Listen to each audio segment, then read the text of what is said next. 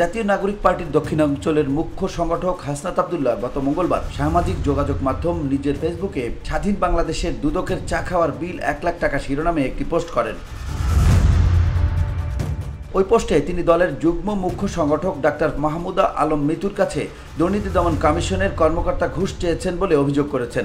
তার এই পোস্টে মুহূর্তে ছড়িয়ে পড়ে সামাজিক যোগাযোগ মাধ্যমে, সংবাদ হয় দেশের প্রায় সবকটি গণমাধ্যমে, যার ফলে দুর্নীতি দমন কমিশনের ভূমিকা নিয়ে প্রশ্ন ওঠে।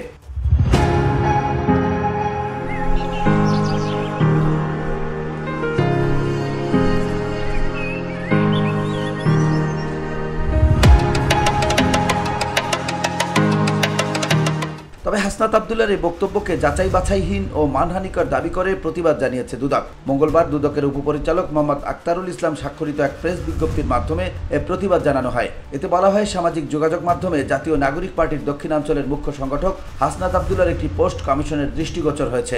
পোস্টটিতে তিনি যাচাই বাছাই ছাড়া দুর্নীতি দমন কমিশনের মহাপরিচালক সহ কর্মকর্তাদের বিরুদ্ধে মানহানিকর বক্তব্য দেন।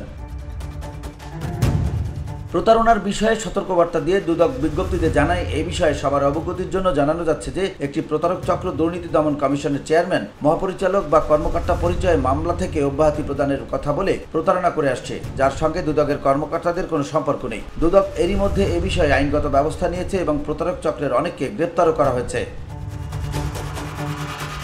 VOD Bangla news desk.